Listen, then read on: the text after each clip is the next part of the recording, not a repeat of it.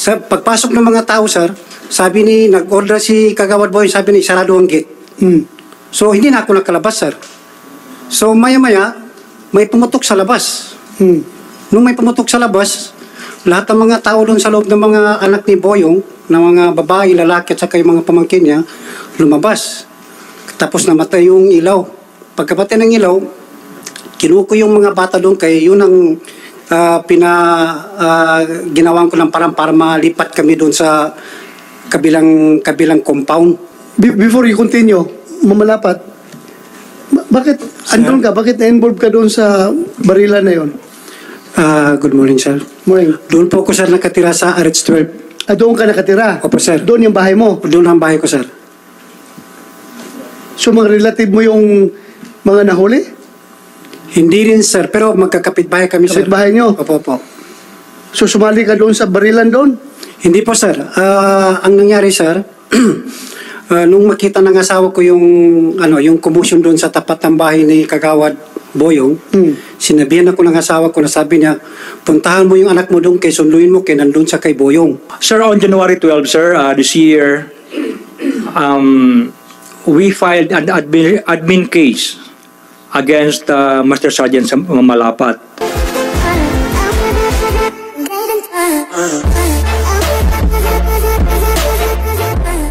Next slide.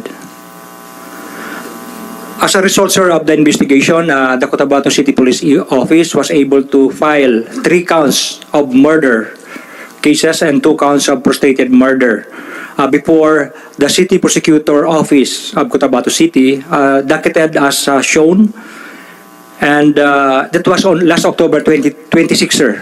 The cases were inquested before the City Prosecutor's Office. Next. Next, please.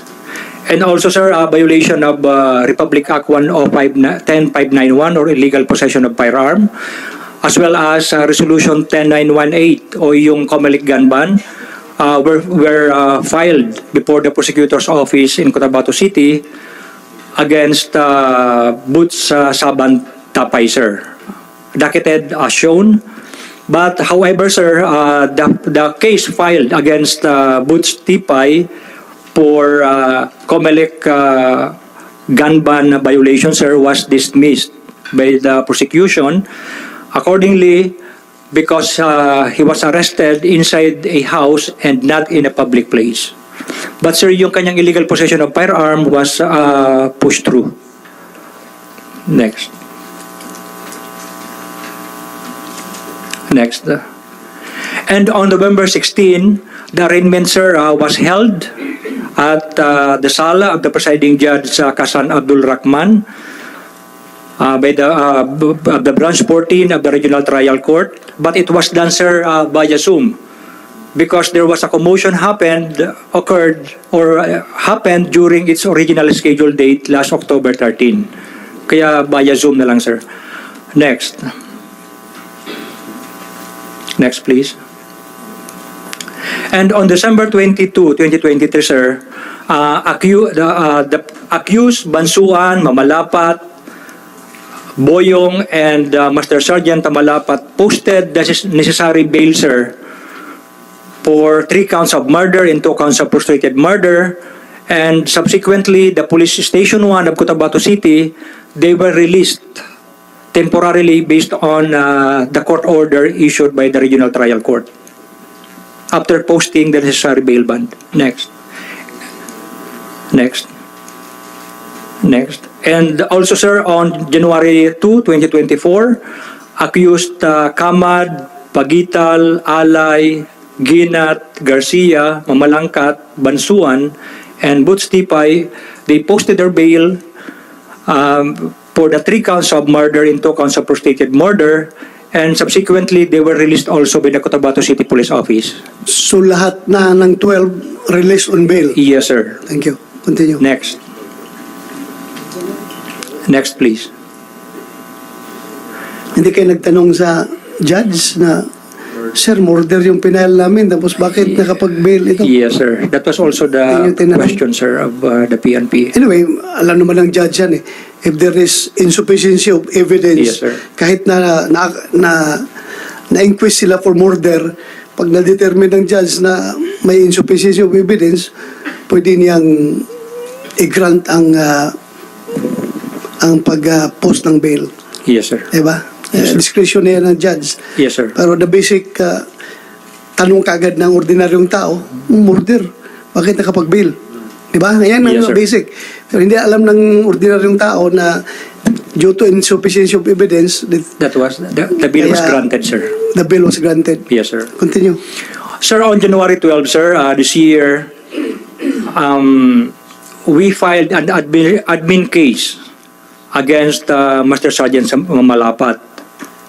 That was January 12, sir. And the case now, sir, is pending for summary hearing at the Regional Intelligence Investigation Affairs Service of BAR. Again, kapag administrative case, dapat mabilis kayong kumilos, ha? Yes, sir. Huwag na kayo maghintay sa korte kung anong maging decision ng korte. Dahil criminal case, matagal yan. Dapat tayo, very swift tayo mag-dispose ng administrative case natin. Ilang months na yung kaso ni Mamalapat? That happened, sir, last October 23. October, November, December, January, December. February. So huwag naman yung so paabutin ng isang taon yan. Di ba? Yes, sir. Pag admin case, mabilis tayo dapat. But Para, in this particular case, sir, under Section 39, sir, of Republic Act 8551, ito, sir, yung mga cases, because this is a grave in nature, supposed to be, sir, ito yung dapat motu proprio investigation, that will be conducted by the RIA. precisely. Yes, sir. Oh. Huwag kayong magpakita ng hesitation dyan pagdating Yes, sa sir. kaso ng mga tao natin. Tingin ninyo na talagang dapat i-dismiss. Yes, sir. Kung kailangan na hindi i-dismiss dahil hindi siya guilty, then i-absolve nyo kaagad. Kung hindi siya guilty. Ang importante, sweep yung administration of justice natin sa PNP, huwag patagal-tagalin. Opo, sir. Di ba? Yes, sir. Yes, sir. Ano lang yun? Kung guilty, guilty. Pag not guilty, not guilty. Basta you stand by your decision. Di ba? Yes, sir. At mabilis. Yes, sir. Thank you. Next slide, please. Next slide. Now, sir, Master Sergeant Mamalapat is now under or placed under restrictive custody with the regional headquarters, sir, of ProBar under the Regional Personnel and Holding Accounting Unit, and he is placed under custody inside the headquarters, sir, at meron siyang custodians, yung aming R1, Police Colonel Leo Ahero. Hintayin mo lang sign into law yung bagong bill natin, PNP Reform on Reorganization Bill. Yes, sir. The RD, the CD can have the power to detain right away any erring subordinate. Yes, Hindi sir. na tayo That's maghintay. very good. Hindi na tayo makakasuhan ng arbitrary detention ng sarili nating tauhan dahil nandun sa batas na ginawa natin. Yes, Ikulong nyo kagad yung tao nyo na may ginagawang kalokohan. Yes, sir. Yan ang laman ng ating bill ngayon. So lahat, station commander, kaya nyo ikulong ang tao nyo pag may ginawang offense. Ganon Yes, sir. yun. Before you continue, Mamalapat, bakit andun ka? Bakit na-involve ka doon sa barila na yon? Good morning, sir. Morning. Doon po ako, sir, nakatira sa RH12. Doon ka nakatira? Opo, sir. Doon yung bahay mo? Doon ang bahay ko, sir. So mga relative mo yung mga nahuli? Hindi rin, sir, pero magkakapit-bahay kami, sir. Kapit-bahay nyo? Opo, opo. So sumali ka doon sa barilan doon? Hindi po, sir.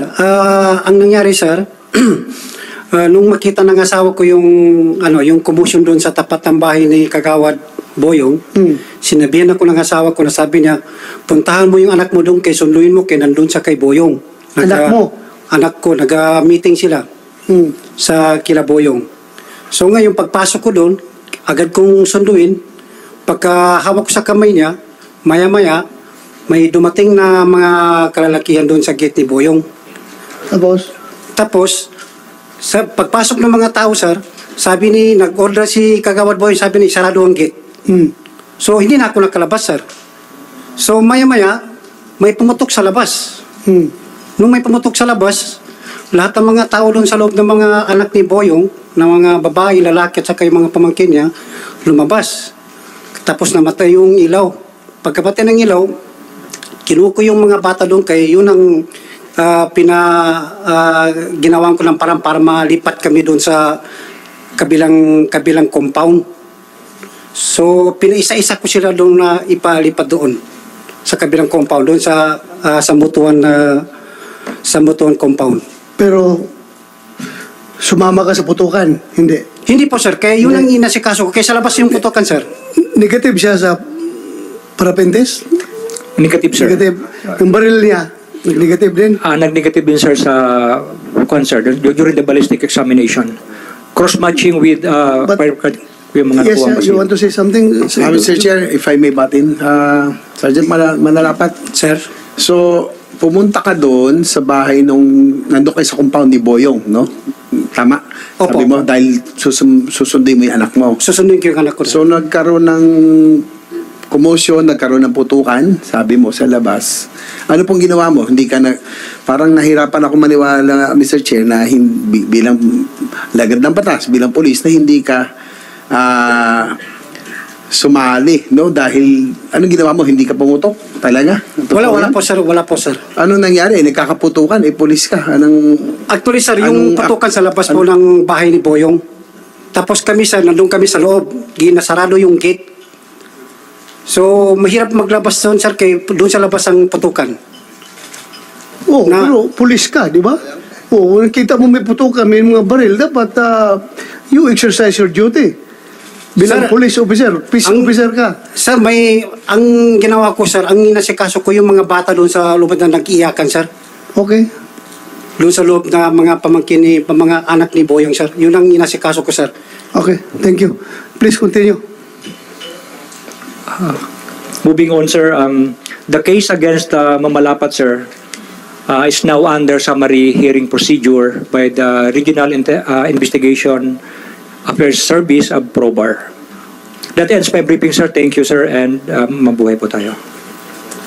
Thank you. Ikaw, okay ka na? Kasama ka na doon sa sinasabi ni Arde. Would like to give the floor to Mayor Bruce Matabalaw. You have the floor, sir. Bismillahirrahmanirrahim. Assalamualaikum warahmatullahi ta'ala wabarakatuh. Thank you, Mr. Chair, and Honorable Senator J.V. Ejercito, and the other members of the Committee on Dangerous Drugs and Peace and Order and Public Safety for the opportunity. Gaya ng nabanggit kanina ng ating kagalang-galang na chairman, pareho kami ng panawagan ni Kap Bimbo Ayunan Pasawiran ng katotohanan at hustisya para sa nangyari kaugnay noong October 23, 2023. But dahil na isalaysay na rin ni Regional Director Noblesa, may I go direct, Mr. Chair, to my concluding statements. Please, if I may. go ahead, Mayor. Mr. Chair, I humbly submit that there is a need to determine the veracity of the claims of Barangay Chairman Bimbo Ayunan Pasawiran that the PNP Cotabato City attempted to let Juhalidin Ladesla Abdul escape from the crime scene on October 23, 2023. Assuming that such accusation is true, then we could not expect PNP Cotabato to fairly implement our criminal laws. I also humbly submit, Mr. Chair, that there is a need to determine whether or not the paraffin test results of the 12 suspects in the shooting incident on October 23 were manipulated and fabricated. If indeed these tests could be fabricated and that there was in fact a fabrication of such tests, then these put in question the reliability of the hundreds, if not thousands, of test results that were made the basis of decisions of the courts not only in Cotabato City but all over the country. The spot reports made no mention about the actions taken by these policemen before, during, and after the incident. There might also be a need to conduct forensic ballistic examinations of the firearms of these policemen to determine their involvement in the shooting or shootout.